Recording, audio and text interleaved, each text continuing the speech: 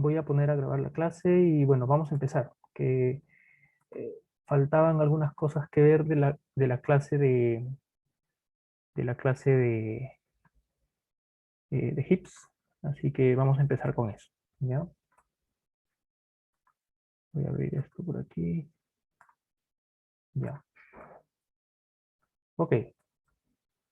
Bien, nosotros estuvimos viendo la clase pasada, una estructura de datos que nos permitía almacenar una cola de prioridad. ¿Ya? Esta estructura de datos que estábamos viendo era el heap. Vamos a ver esto por aquí. Esto, ¿sí? Era una estructura de datos que se llamaba heap, en donde la característica principal de esta estructura de datos es que el elemento con el mayor valor de clave, o el elemento con el mayor valor, podríamos decir, siempre se encuentra en la raíz del árbol. ¿Ok? Siempre se encuentra en la raíz del árbol. Y solamente la condición es que los hijos de este nodo tengan una prioridad menor. ¿De acuerdo? Entonces siempre garantizábamos que el valor de L y el valor de M tienen que ser menores que K, para cualquier nodo del árbol. ¿Ya? Además, habíamos dicho que en esta estructura de datos, los elementos siempre se insertan por niveles. Entonces, por ejemplo, en este árbol que tenemos actualmente, tenemos una clave K, luego se insertó L, luego M y así. O sea, si yo quiero insertar un nuevo elemento, la inserción de un nuevo elemento tiene que ir aquí abajo. De hecho, tiene que ser el hijo del nodo con índice 4. ¿Ok? Esto nos permitía poder almacenar esta estructura de datos no como un árbol, sino como un arreglo, en donde para un determinado nodo, por ejemplo, el nodo con posición 0, si sería el primero, sería la raíz, posición 0, entonces sus hijos van a estar almacenados en las posiciones 2j más 1 y 2j más 2. ¿Sí? Y eso se cumple para cualquier nodo. ¿De acuerdo? Además de que existe la relación inversa. Si yo tengo un nodo, yo puedo saber quién es su padre. El padre de un nodo que tiene un índice j siempre va a ser el nodo con j menos 1 sobre 2 en la posición, división entera. ¿Ya? Entonces, lo último que vimos la clase pasada fue cómo insertar elementos y cómo extraer el máximo, porque como es una cola de prioridad, entonces, si yo inserto un elemento en esta estructura, yo quiero que ese elemento que inserté haga que toda la estructura siga teniendo las mismas propiedades. ¿Sí? Puede ser, por ejemplo, que yo inserto un valor con clave que es muy alta, entonces si es la mayor clave posible, tiene que ir arriba, obviamente, ¿no? Y para eso vimos dos operaciones, la operación trepar y la operación hundir. La operación trepar se utilizaba para la inserción y la operación hundir se utilizaba cuando yo quería extraer el máximo elemento de la máxima prioridad. ¿Ok? El método trepar básicamente lo que hace es lo siguiente. Yo siempre voy a insertar un elemento en el último nivel. ¿Sí? Recuerden, en el último nivel. Entonces, como ese elemento puede tener una clave que es mayor que algunos de los elementos que están arriba, simplemente lo que hay que ir haciendo es intercambiando sus claves con aquellos elementos que son menores a ese que inserté, ¿no? Y se va haciendo recursivamente, ¿no? Primero un nivel, luego verifico con el padre de nuevo y si es mayor lo voy cambiando así. ¿Hasta cuándo? Hasta que yo ya no puedo intercambiar más las claves. Ese método se llama trepar, ¿ya? El método hundir tiene que ver con qué pasa cuando yo extraigo el máximo. Si yo tengo esta estructura de árbol y yo quiero sacar el máximo, significa que yo podría dejar al árbol sin raíz. Entonces, no podría existir un árbol sin raíz. La estrategia para extraer el máximo es sacar la clave de la raíz, o sea, la raíz la dejo intacta, pero saco la clave, la recupero y la devuelvo, pero ahora lo que se hace es tomar el último elemento del heap, que en este caso sería el del último nivel, el de más a la derecha, cojo ese elemento y lo reemplazo por la raíz. Al hacer esa operación, podría ser que el heap no esté cumpliendo con la propiedad de que ese elemento, esa nueva raíz, sea mayor que sus hijos. Entonces, ¿qué tengo que hacer? Voy comparando con los hijos, ¿sí? Voy comparando esa clave con los hijos e intercambiándola dependiendo de si encuentro una clave que es mayor. Y pues eso se llama hundir porque el elemento va a empezar arriba y va a comenzar a bajar hasta quedar a una posición que es correcta. ¿Ok? Fíjense ustedes que si este árbol es un árbol que es balanceado, porque este árbol nunca va a crecer más de un lado que del otro, justamente porque las inserciones son por niveles. Entonces, fíjense que tanto la operación trepar como la operación hundir siempre tienen una complejidad logarítmica con respecto a la cantidad de elementos que hay en el heap. ¿Ok? Y eso garantiza al menos que cuando yo voy a insertar un elemento, la complejidad es logaritmo de n, y cuando voy a extraer un elemento, la complejidad es logaritmo de n también. ¿Ya? Profe, ¿Sí? entre hijos en un mismo nivel, no hay diferencia, o sea, no hay como un orden específico entre los valores, ¿no? No, Puede ser que, no es como que a la derecha hay 10 y a la izquierda hay 5, no, no. orden, La única propiedad es que el padre es por nivel. tiene un valor mayor que los hijos, nada más. Ya, ¿Sí? Entonces, por ejemplo, ¿sí? Entonces, por ejemplo, da lo mismo, y voy a poner por acá abajito un ejemplo. Da lo mismo tener un heap que tenga, por ejemplo, acá clave 10, y por aquí clave 2, y por aquí clave 5. Es exactamente lo mismo que si yo tuviera 10 por aquí, y 5 por aquí, y 2 por aquí. O sea, da lo mismo. ¿De acuerdo? La única propiedad que tiene que cumplir es que el padre tiene que tener claves mayores que los hijos, nada más. ¿Ok? Em, ya. Ya, entonces vamos a ver la implementación, porque nos quedó pendiente mirar cómo se implementaban ya estos métodos. Déjenme ver, eso es 5.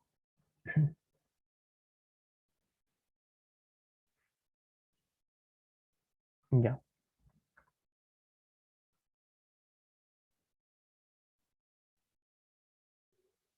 estoy esperando que se conecte.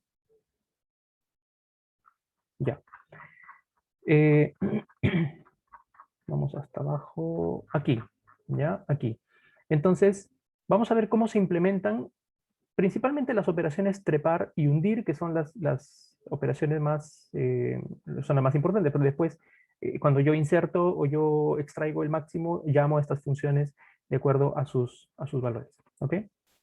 La función trepar, ¿sí? Esta implementación la hacemos con arreglos, fíjense. ¿Sí? ¿Por qué? Por esa propiedad de que yo al heap lo puedo organizar a través de un arreglo por sus posiciones. ¿Ya?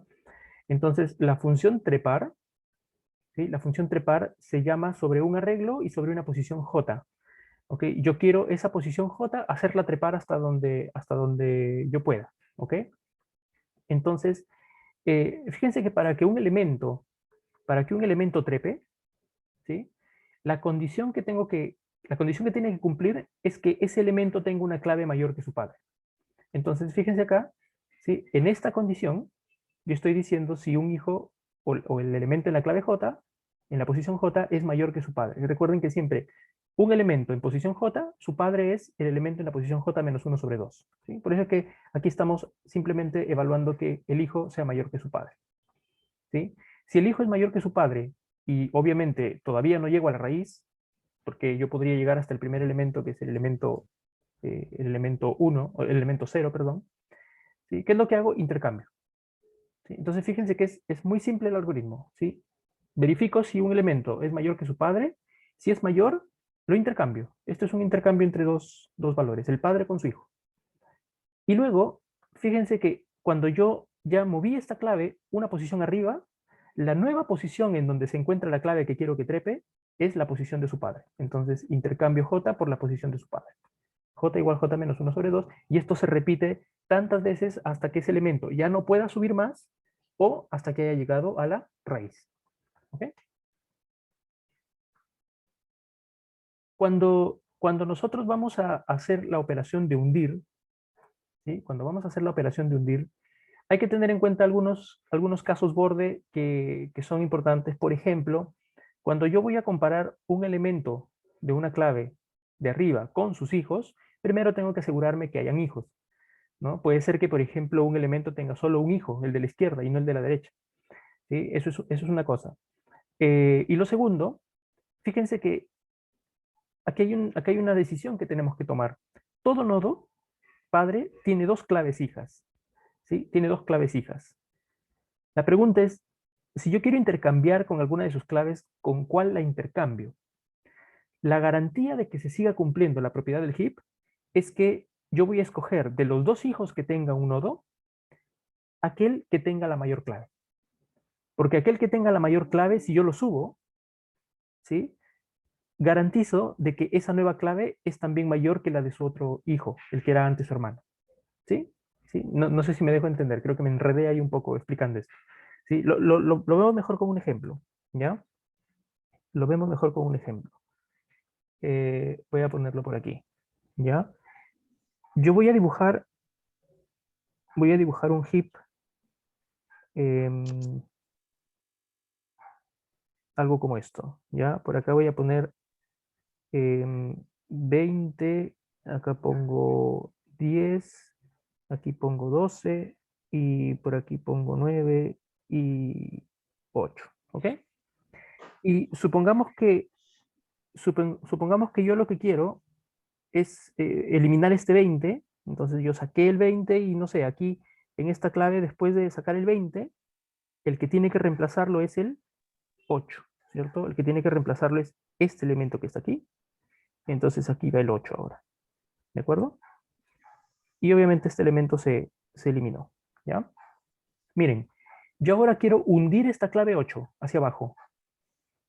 Si yo la reemplazo por 10, ¿sí? Imagínense que yo hago el reemplazo por este nodo 10. Si yo lo reemplazo por 10, tengo un problema. El problema es que la clave 10 es menor que la clave 12 que todavía está aquí. Entonces no he cumplido con hacer que el heap tenga la misma propiedad. Entonces, ¿qué es lo que tengo que hacer? Lo que tengo que hacer en realidad es escoger la máxima clave de los hijos. Entre los dos hijos la máxima es 12. Quiere decir que tengo que intercambiar con 12. ¿Ok? Voy a ponerlo por acá en 12 y intercambiarla con el 8. Fíjense que ahora, ¿sí? Fíjense que ahora se sigue preservando la propiedad del heap. Porque el hermano mayor o el hijo mayor siempre va a ser mayor que el otro hijo. ¿Ok? Entonces, en nuestra implementación, bueno, lo primero que tenemos que hacer es, si todavía hay un hijo, mientras haya un hijo en el nodo en el que estoy, lo que voy a hacer es lo siguiente, miren, voy a tratar de buscar cuál de los dos hijos es el máximo. ¿Sí? ¿Cuál de los dos hijos es el máximo? Primero, el hijo derecho, luego el hijo izquierdo. Aquel que tenga la mayor prioridad, ese hijo es el que voy a coger para hacer el intercambio. ¿De acuerdo? ¿Ok? Y luego simplemente bajamos hasta la nueva posición del nuevo hijo y esto se sigue ejecutando. ¿De acuerdo? Eh, ya en nuestra clase heap, ¿sí? Ya en nuestra clase heap, cada vez que yo voy a insertar un elemento, ¿sí? Inserto el elemento en la última posición disponible y luego aplico trepar para hacer que ese elemento se quede en su nueva posición. Cuando voy a extraer un elemento, saco el elemento la primera posición del arreglo, ¿sí? Y luego hago hundir. Las demás operaciones tienen que ver con que, por ejemplo, yo mantengo un índice que me indica cuántos elementos hay en el heap y tengo que reducirlo y hacer ese tipo de cosas. ¿Ok? Entonces, vamos a correr esto.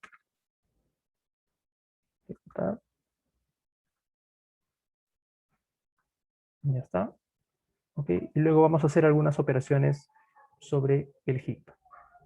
¿Sí? Fíjense, por ejemplo, yo creo un heap de tamaño 10, inserto el 45 y al inicio el 45 es el único elemento. Inserto el 12, luego va el 12 aquí, luego el 30. ¿Se dan cuenta cómo se van? Las inserciones siempre se van haciendo por niveles, que en el arreglo significaría que voy agregando al final, ¿no? Cuando saco el máximo, saco el 45 y lo que me queda es 30 y 12. Fíjense que al sacar el 45 se movieron las claves para que ahora el 30 esté arriba y el 12 esté después. ¿Sí? Obviamente hay que aplicar las operaciones de trepar y hundir para poder hacer que la cola siga teniendo las propiedades de siempre. ¿Ok? ¿Alguna pregunta con respecto a HIPS y a la implementación?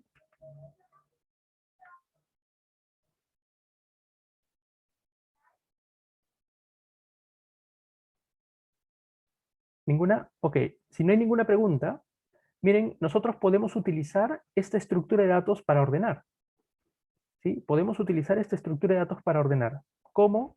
Fíjense que si yo pongo todos mis datos en un heap y luego voy sacando siempre el máximo, la primera vez que saque el máximo, el elemento que después de sacar el máximo va a quedar como raíz va a ser el siguiente máximo, ¿no? Entonces fíjense que cada vez que yo saco un máximo, la estructura se rearregla de manera que el nuevo elemento es el máximo siguiente. Entonces yo puedo ir sacando los máximos y poniéndolos en orden, ¿sí? O sea, el máximo al final, el siguiente después, y así recorriendo el arreglo de atrás hacia adelante. Y eso es lo que se está haciendo en este algoritmo, que es un algoritmo que se llama heap sort, que nos permite crear un heap. Lo primero que hacemos es insertar todos los elementos en el heap, y luego voy a recorrer los elementos del heap, en este caso en un orden en el que cada vez voy a insertar el máximo en la posición K que empieza desde atrás hacia adelante. Y de esa forma estamos haciendo una ordenación de datos. ¿Sí? Y ahí podemos ver, creamos un arreglo aleatorio, un arreglo con datos desordenados. Después de ordenar tenemos todos los datos ordenados. ¿Sí? Este algoritmo heap sort es bien interesante porque es un algoritmo que tiene una complejidad bastante buena, es n log n, en el peor caso, y vamos a ver luego un par de semanas, claro, de semanas de clase más, vamos a ver algoritmos de ordenación en donde vamos a hacer justamente el análisis de este algoritmo y por qué es n log n, ¿ya? Y cómo se compara a otros algoritmos que también son eficientes. ¿Ok? Bien, ¿alguna pregunta hasta ahí?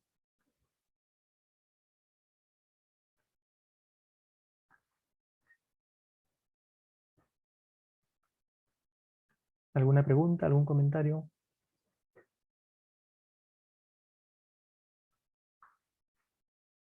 Sí, profe.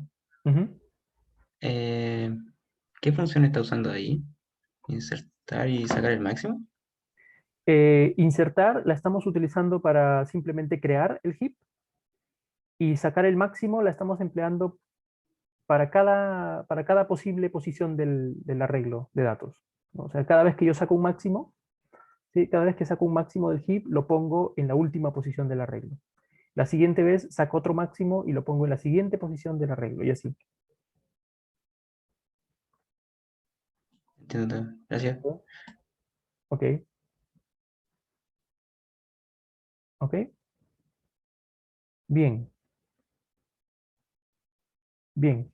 Em, Fíjense que lo que hemos visto hasta ahora son estructuras de datos que son solo un poco más elaboradas, pilas, colas y colas de prioridad, ¿sí? Y ahora vamos a pasar a ver la estructura de datos diccionario, que es una estructura de datos muy importante en computación y que de hecho es como la estructura de datos que probablemente tiene la mayor cantidad de aplicaciones en computación. ¿Ok? Entonces, permítanme.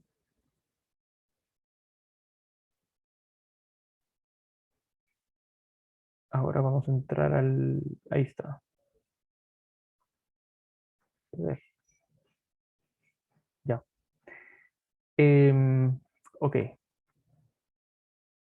Bien, ¿qué cosa es una estructura de datos diccionario? Una estructura de datos diccionario es, de nuevo, una colección de datos, ¿sí? Una colección de datos en donde cada dato o cada pieza de información va a tener asociada un dato que se le llama llave primaria o clave. ¿Ok? Llave primaria o clave. Con esas claves, nosotros lo que podemos hacer es básicamente organizar los datos para permitir insertar datos en una colección, eliminar datos en una colección y buscar datos en una colección. ¿Ya? Como su nombre lo indica, diccionario, la idea es que nosotros tengamos una forma estructurada y una forma eficiente de cómo almacenar la colección, de manera que funcione casi como funciona un diccionario de la vida real, ¿no? En un diccionario de la vida real, en un diccionario de papel, un diccionario de idioma, ¿sí? De lingüística, Las palabras están ordenadas alfabéticamente. ¿Sí? Las palabras están ordenadas alfabéticamente de tal manera que si tú quieres buscar una determinada palabra, entonces tú sabes que esa palabra se encuentra en un determinado orden, ¿no? Tú sabes que si quieres buscar la palabra, no sé, gato, entonces obviamente no vas a empezar a buscar al inicio del diccionario, sino que te vas a ir directamente hacia dónde está la letra G y vas a comenzar a buscar los elementos en orden. Entonces, la idea de la estructura de tu diccionario es esa, que tú puedas tener la opción de buscar, insertar y eliminar datos, ojalá con la mejor complejidad posible, ¿ya? En Python, en Python existe una estructura de datos que se llama diccionario, ¿sí? Que me permite a mí asociar claves con valores, ¿de acuerdo? O sea, me permite asociar un dato, que es una clave, con un valor, que es algo que yo quiero almacenar para esa clave en particular. Por ejemplo, yo puedo crear en Python un diccionario de esta forma. Supongamos que quiero crear un diccionario en donde la palabra clave sea una ciudad y el valor o lo que almacena esa palabra clave o la información adicional de esa palabra clave sea, por ejemplo, la distancia desde Santiago a la ciudad. ¿Ok? Por ejemplo, yo puedo almacenar la cadena Valparaíso y su valor es 102. O sea, Valparaíso es la clave, ¿sí? Concepción es la clave, el valor es 433 y así. ¿Ok? Entonces, lo interesante de esto es que en Python yo puedo, por ejemplo, directamente ir a sacar cuál es el valor asociado a una determinada clave, utilizando la notación como si fuera un arreglo, ¿no? Distancia, como si fuera un arreglo y le coloco la cadena dentro. Fíjense que cuando yo trato de sacar cuál es el valor asociado a la palabra clave Arica, entonces Python me va a devolver el valor que está asociado a la palabra clave Arica, ¿sí? Uno puede agregar nuevas claves simplemente por hacer un llamado a distancia con la nueva ciudad igual y su nuevo valor, ¿no? Entonces, por ejemplo, yo puedo insertar eh, Talca, ¿sí? De tal manera que ahora de todo lo que había voy a insertar también la clave Talca. ¿Ok? ¿Qué pasa, por ejemplo, si yo quiero sacar el valor de una clave que no existe?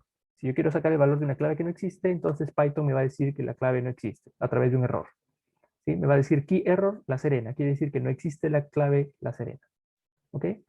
Hay formas de cómo uno puede, por ejemplo, simplemente hacer un bypass a ese error de manera que me devuelva none si es que la clave no existe, y es utilizar una función dentro del diccionario mismo que se llama get, ¿no? Cuando yo utilizo get, puedo obtener el valor asociado a esa clave, pero también puedo obtener none si es que la clave no existe, ¿ya? Entonces hay formas de cómo manipular esta información en los diccionarios. Si yo quiero eliminar, por ejemplo, un elemento del diccionario, simplemente hago pop de la clave y te va a devolver el valor y además elimina la clave, ¿no? Entonces, ese es el funcionamiento básico de una estructura de datos diccionario en Python.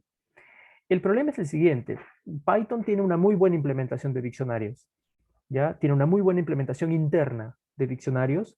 Sin embargo, nosotros como programadores no podemos ver esa implementación.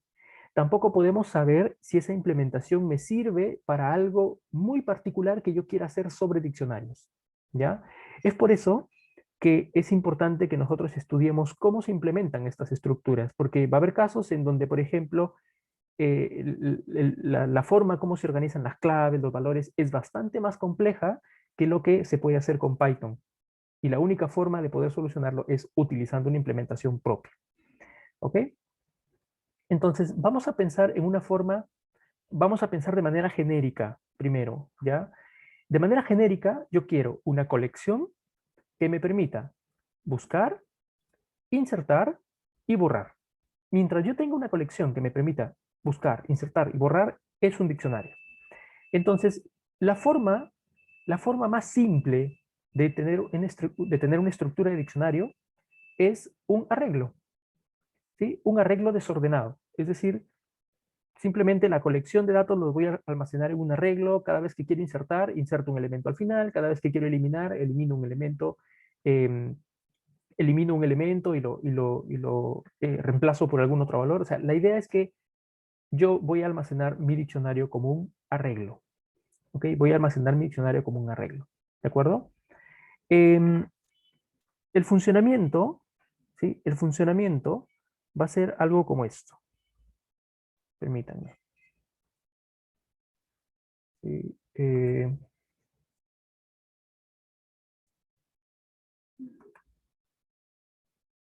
ya. El funcionamiento va a ser algo como esto. ¿Sí? Yo voy a tener un arreglo. ¿Sí? Yo voy a tener un arreglo. Y en todo momento, en mi arreglo, van a haber claves almacenadas. ¿Sí? Pero lo que voy a mantener es simplemente el índice, ¿sí? El índice de la primera posición disponible de mi arreglo. ¿Ok? Entonces por aquí yo voy a tener claves desordenadas. ¿Ya? 10, 2, 8. ¿Sí? Cuando yo quiera insertar una nueva clave, entonces voy a hacer la inserción, ¿sí? Voy a hacer la inserción en la última posición del arreglo. Voy a ponerlo por aquí. ¿Sí? Entonces inserto un elemento y incremento el índice que mantiene siempre la posición de la primera posición disponible del arreglo. ¿Ok? Pregunta, pregunta. Si ese es el método insertar, ¿cuál es la complejidad de ese método de insertar?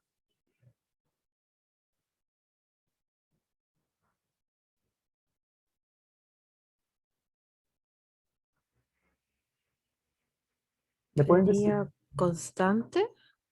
Constante, ¿cierto? Sí, sería constante porque en realidad no me cuesta nada insertar.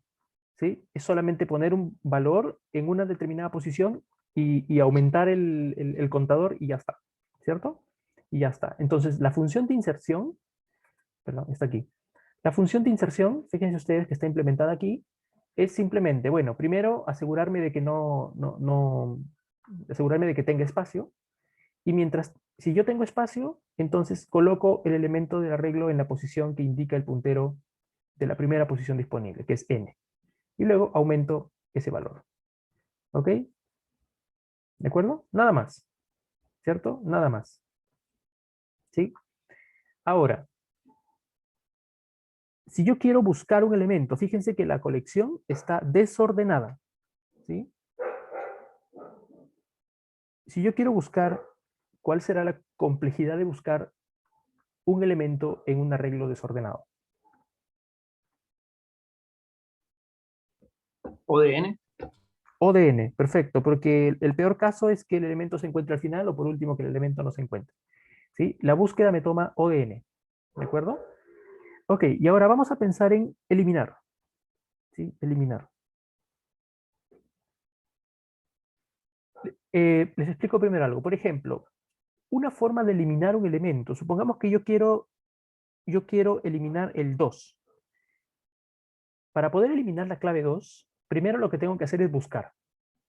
O sea, tengo que buscar la clave 2 para saber dónde se encuentra. ¿Ok? Ahora, una vez que lo busqué, la eliminación la voy a hacer de la siguiente forma. Como el arreglo está desordenado, entonces, para evitar dejar un hueco en esa posición en donde quiero eliminar el 2, lo que voy a hacer es tomar el último elemento y lo voy a poner en el lugar en donde se quedó el hueco.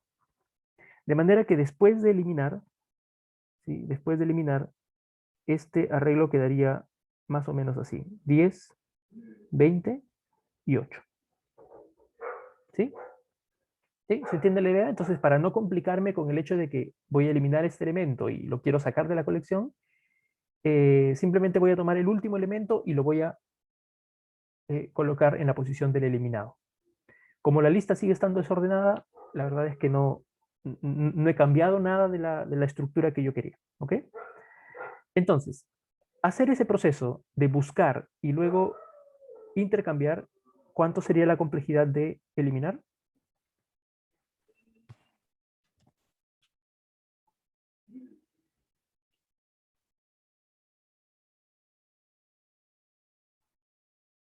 ¿Cuánto sería la complejidad? ODN igual. ODN, ¿cierto? Porque tengo que buscar, ¿sí? O sea, primero tengo que buscar y luego tengo que hacer algunas cosas más. Pero la búsqueda ya de por sí es ODN, así que ODN es la eliminación también, ¿sí? ¿De acuerdo?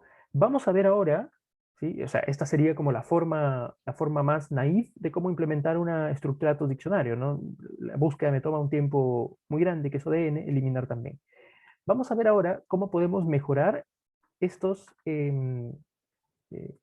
funcionamiento, ¿sí? A través de algunas estructuras más eficientes. Vamos a probar este código primero, ¿no? Vamos a probar la lista secuencial y, ¿sí? Y ahí tenemos el funcionamiento de la lista secuencial. ¿Ok? NumPy, aquí está. Ok, ¿sí? Ok, miren. Fíjense que una estructura de diccionario, ¿sí? Una estructura de diccionario generalmente va a ser muy útil cuando yo quiero tener una colección organizada y yo tengo búsquedas para realizar. O sea, yo quiero hacer muchas búsquedas en esa estructura, ¿ya? Eh, ¿Qué sucede, por ejemplo?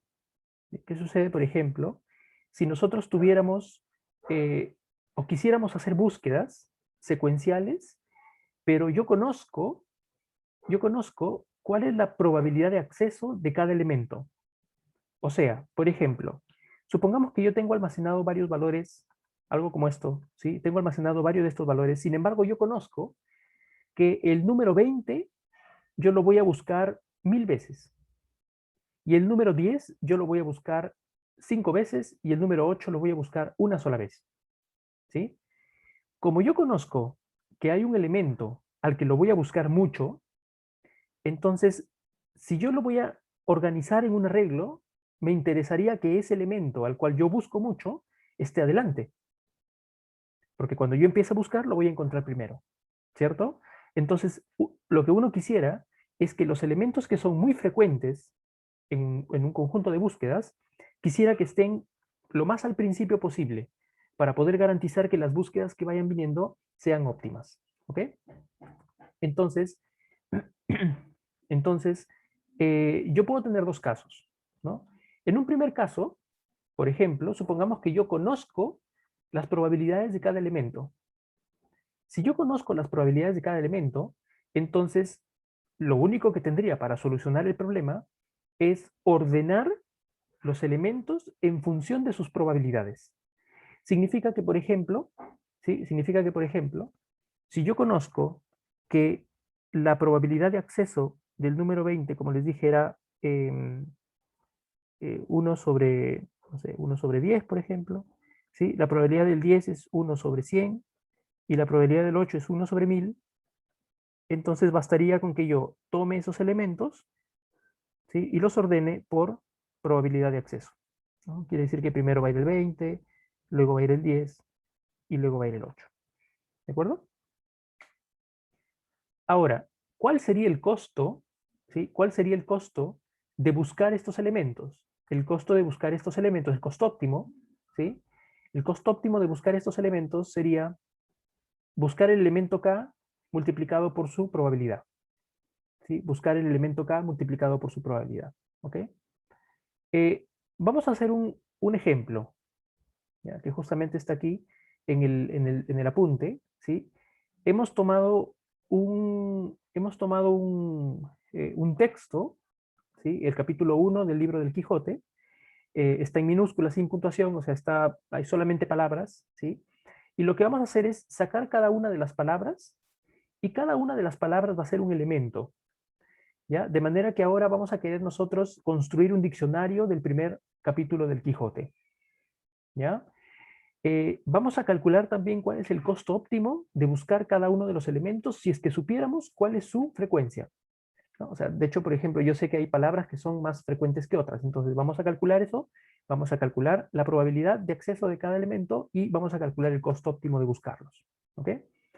Para eso vamos a descargar primero el capítulo que está en este enlace del apunte, ¿sí? Y ahora hay una función en el apunte, ¿sí? Hay una función que toma un archivo, ¿ok? Lo descompone en palabras y luego lo que vamos a hacer es contar.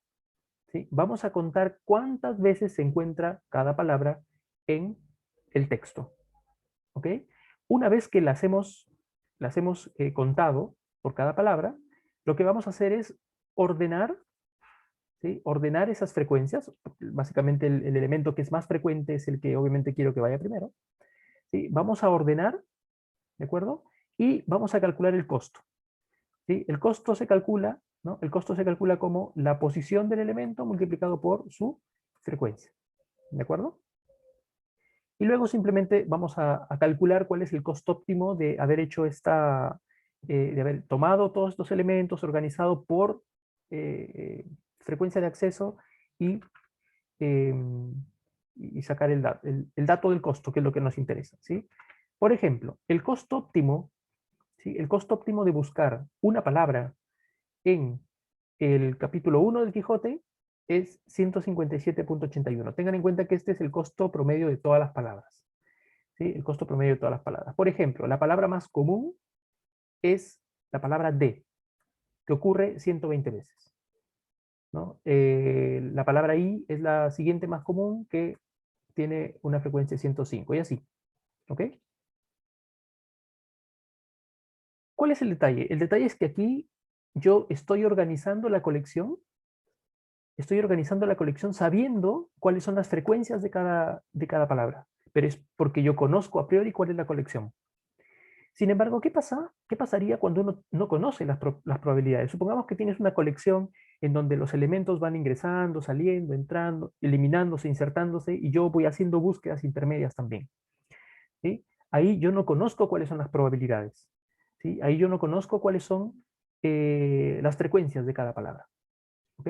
Entonces vamos a ver dos técnicas que nos ayudan a resolver el problema de mejorar las búsquedas utilizando dos heurísticas que son muy simples, pero que en la práctica funcionan bastante bien. La primera heurística es transpose. ¿Ya? La primera heurística es transpose. Les explico por aquí. ¿Ya? Esta heurística dice lo siguiente. Si yo tengo una colección, ¿ya? Si yo tengo una colección de datos, y vamos a utilizar una lista enlazada para eso, ¿sí? Si yo tengo una colección de datos, permítanme, estoy aquí, ya. Si yo tengo una colección de datos almacenados como una lista enlazada, ¿sí? Si yo busco un elemento, supongamos que acá yo tengo valores, ¿no? Tengo valores 4, 8, 3, 5, 1. Supongamos que yo busco el 3. ¿Ok? Entonces yo voy a llamar a una función que se llame buscar 3. ¿Ok?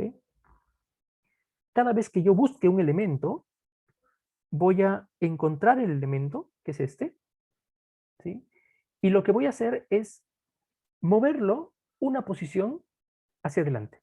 O sea, cada vez que busco un elemento y lo encuentro, ese elemento lo muevo una posición adelante.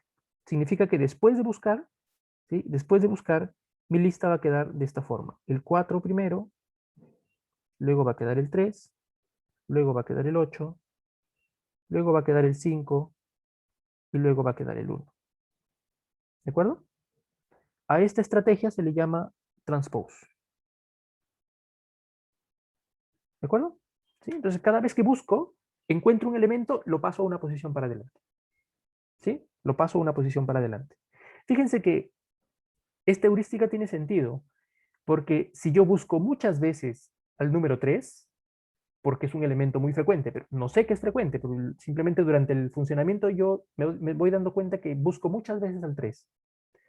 Tiene sentido porque mientras más veces yo busque al número 3, si yo empiezo a moverlo una posición adelante cada vez, es muy probable que ese elemento esté al inicio de la lista. Y si está al inicio de la lista, cada vez que yo lo busque, va a costar menos buscar el elemento 3 que si estuviera al final. ¿Ok? ¿De acuerdo? Entonces, es una estrategia muy simple, ¿cierto? Busco un elemento, cuando lo encuentro, lo intercambio con el de adelante, o sea, lo corro una posición adelante. ¿Ok? Profe, ¿Sí? entonces como si el diccionario, por decirlo así, se estuviera adaptando a los requerimientos que uno tendría. Mm, ¿sí? Sí. ¿Eso es lo que hace? Sí, Ah, ya. sí, claro. Claro, fíjense que si yo tengo elementos que son más frecuentes que otros, entonces los elementos que son más frecuentes van a comenzar siempre a tirarse hacia adelante. Y los menos frecuentes, los que nadie busca, van a tirarse hacia el final, porque como nadie los buscó, no hay forma de que vayan adelantando. ¿Ok? Esta estrategia se llama transpose, ¿ya? Les estoy explicando la idea, luego vemos la implementación. En realidad, las implementaciones son fáciles ahora que nosotros podemos manejar una lista enlazada, ¿cierto? Ya. Hay otra estrategia, que es otra heurística, ¿ya? Que se le llama move to front, ¿ya? La estrategia move to front. ¿Ok? La estrategia move to front es diferente a transpose en lo siguiente. Es un poco más radical, de hecho. ¿Sí? Yo tengo una lista de elementos. ¿Sí? Voy a poner por acá el 4, el 5, el 3 y el 1. Cuando yo llamo a buscar, ¿sí? Cuando yo llamo a buscar de 3, entonces voy a encontrar el elemento 3, este que está aquí, y automáticamente lo paso a la cabeza de la lista. Entonces, después de haber buscado el elemento 3, ¿sí? Ahora va a estar el 3 aquí, va a estar el 4 aquí, va a estar el 5 aquí, y va a estar el 1 aquí. ¿De acuerdo? Por eso se llama move to front, ¿sí? Busco un elemento. Cuando lo encuentro, automáticamente lo paso al inicio de la lista. ¿Ya? Automáticamente lo paso al inicio de la lista. ¿Ok? Y queda como el primer nodo de la lista. ¿De acuerdo? ¿Ok? También es una heurística. Entonces, fíjense, si yo busco muchas veces a un elemento 3, lo más probable es que ese elemento, la primera vez que lo busqué, pasó adelante, y si vienen más búsquedas de 3 después, entonces lo van a encontrar como primer elemento. ¿Sí? Em, Fíjense que cuando llegan nuevos elementos buscados, este elemento 3 solamente comienza a correrse una posición hacia atrás hasta que de nuevo uno lo busque, porque si lo busca de nuevo pasa a estar adelante, ¿no? Entonces, fíjense que es una estrategia también, como les digo, eh, es más, eh, o sea, el funcionamiento de move to front es más estricto todavía que el de transpose, porque transpose va haciendo solamente los intercambios uno a uno, ¿sí? Pero sin embargo, funciona bastante bien también esta estrategia de move to front para organizar elementos, ¿ya? Entonces, la implementación de transpose, ¿sí? Está aquí en el apunte.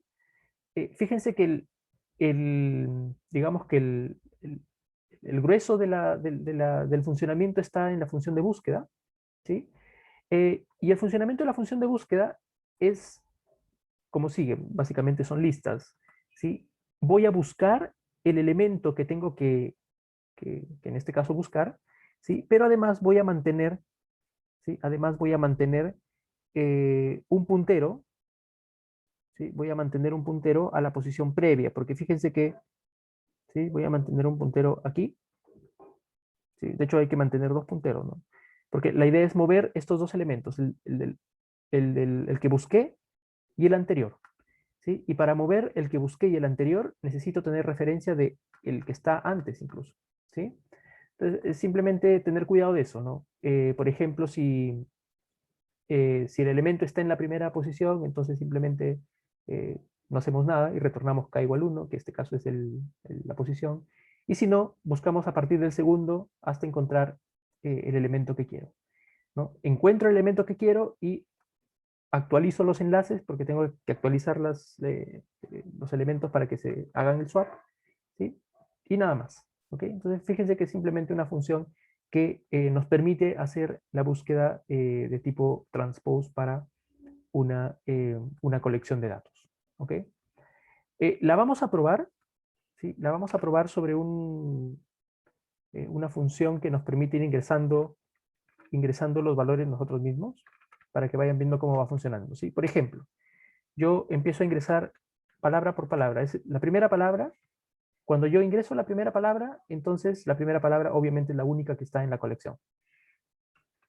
Si yo ingreso una segunda palabra, va al final, va al inicio, perdón, porque fue la primera, ¿sí? ¿Qué pasa, por ejemplo? Yo voy a ingresar otra palabra, hola 2, ¿sí? ¿De acuerdo? Y ahora, por ejemplo, ¿qué pasa si yo busco la palabra hola? Como la palabra hola ya se encuentra en la lista, simplemente lo que hacemos es, ¿sí?, correrlo una posición hacia adelante. Si yo vuelvo a buscar hola, ¿sí?, ahora hola se encuentra en la cabeza de la lista. ¿Ok?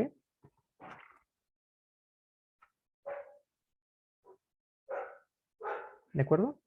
¿Qué pasa, por ejemplo, cuando utilizamos esta implementación para el capítulo del Quijote? ¿Recuerdan ustedes que lo óptimo de buscar una palabra en el capítulo del Quijote sabiendo cuáles eran las probabilidades de cada palabra era 157.81?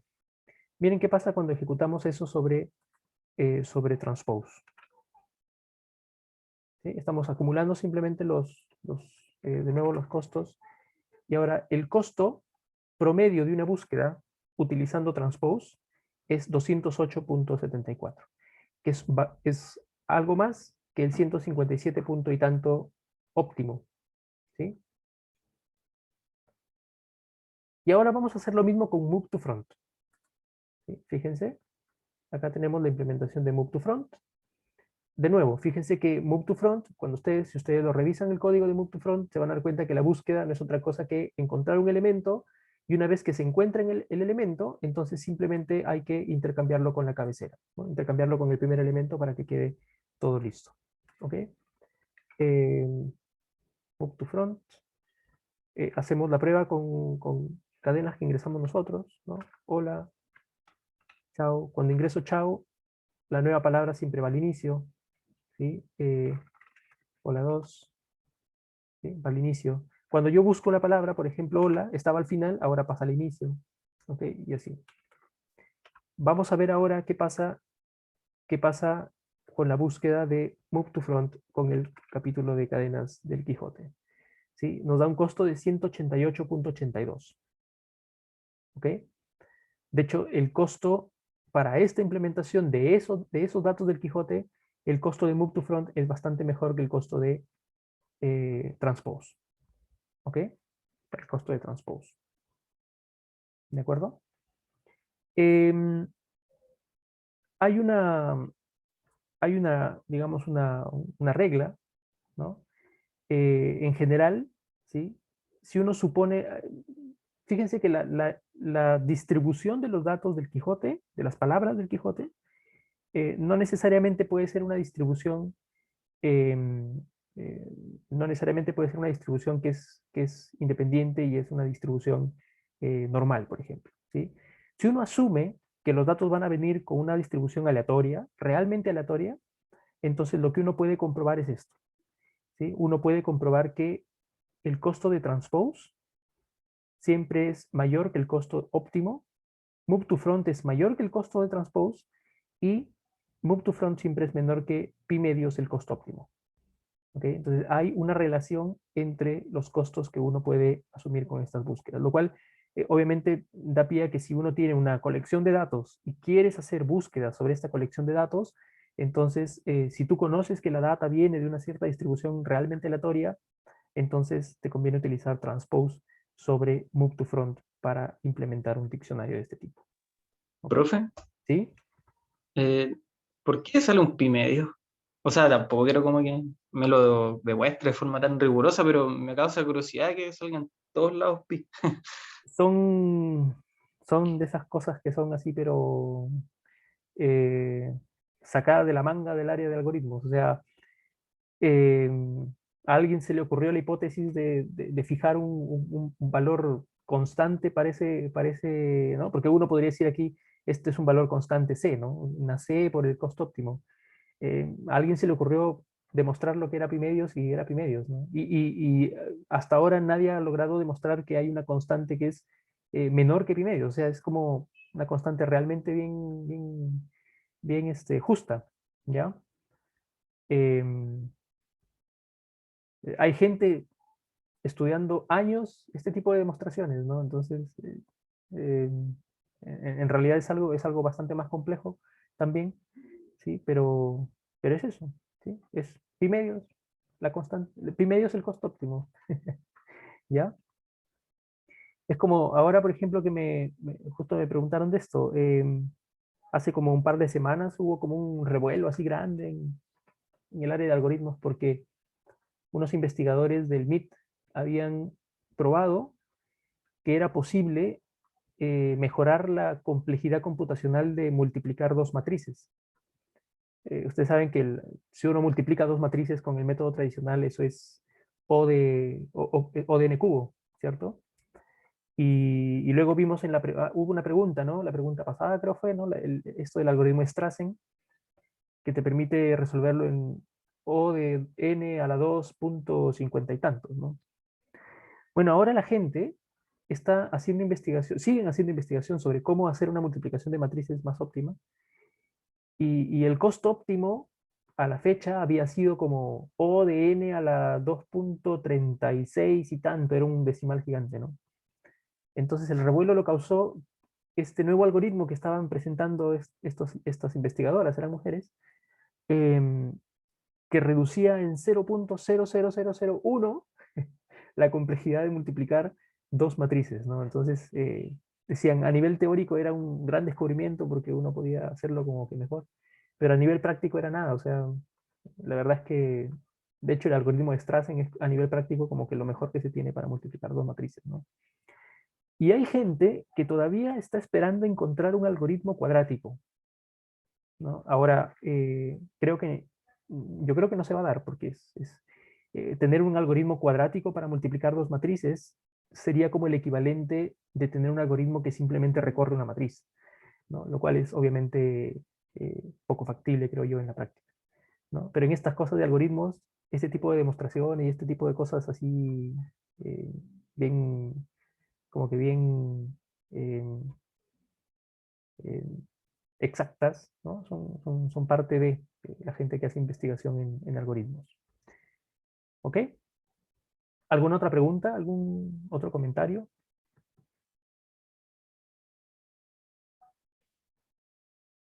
Profe, ¿Sí? para esas igualdades, ¿afecta y el tamaño o sea, del texto o lo que estemos analizando, así como para una gran cantidad de datos es más conveniente o al revés? ¿O eso se cumple para cualquier cantidad? Ya, muy buena pregunta, gracias. Fíjate que si uno tomara más datos, si uno tomara ya no solamente el capítulo 1 del Quijote, sino que uno toma todos los capítulos del Quijote, probablemente vas a tener una mejor distribución de los datos. Mejor distribución me refiero a que vas a tener una distribución más exacta de cómo van a venir los datos para que tú hagas tus búsquedas en ese diccionario en particular. Entonces, mientras mejor aproximación tengas de la distribución, y obviamente mientras tengas más datos, la distribución se aproxima mejor, entonces, mientras más datos tengas, probablemente sí uno empiece a ver esta regla de que transpose te va a funcionar mejor que move to front. ¿Ya? Em, eso, eso. O sea, con más datos, ¿sí? Con más datos yo me animaría a pensar que comienza a aparecer esta relación de transpose mejor que el óptimo, perdón, transpose es mejor que move to front y move to front peor que este pi medios costo óptimo. ¿Ok? Eso. Vale, gracias. Es lo mismo que pasa, por ejemplo, cuando vas a analizar, es lo mismo que pasa cuando vas a analizar los casos promedio de los algoritmos de ordenación, ¿no? Si tú coges muy poca data, o sea, si coges 100 números, por ejemplo, para ordenar, vas a encontrar que hay algoritmos que incluso a nivel teórico son muy malos, funcionan mejor que Quicksort, ¿ya? Pero es porque esos pocos datos probablemente no están representando bien la distribución de los datos aleatorios que uno utilizaría. Cuando uno comienza a hacer un experimento y tú comienzas a tirar 1 millón de datos desordenados para ordenarlos, 10 millones de datos, te empiezas a dar cuenta como Quicksort, que es el mejor algoritmo que existe hasta ahora, Quicksort les gana por mucho a todos los demás. Pero es bajo ese contexto, o sea, si tú tienes mucha data que ordenar, la mejor opción que puedes tomar es Quicksort. Y de hecho hay mejoras, ¿no? Y ahí uno comienza a ver cómo mejoras el Quicksort para que sea todavía mucho mejor en rapidez y mucho mejor en eficiencia. Eso es algo que vamos a ver en algunas clases en adelante, ¿ya? ¿Cómo analizamos justamente esos casos en donde hay reglas, ¿no? Si tienes pocos datos, mejor utiliza este algoritmo. Si tienes muchos datos, mejor utiliza este otro, porque hay garantías de que van a funcionar mejor bajo esas circunstancias. ¿Ok?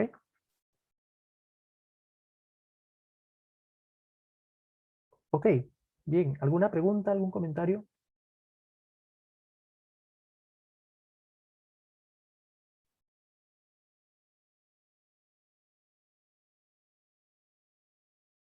Ok, si no hubiera preguntas, comentarios, yo creo que nos vamos a quedar ahí mejor. La siguiente clase vamos a comenzar a hablar de búsquedas binarias y de árboles binarios de búsqueda junto con los algoritmos.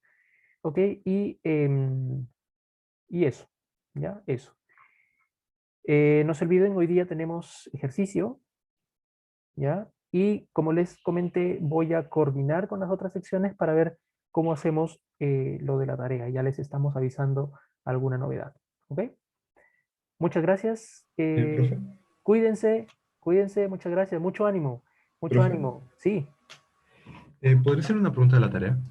sí, sí, claro. Es que estaba intentando hacer como, no sé por decir, como desafío en la parte de simplificar, lo Ujú, de como implementarlo. ujú.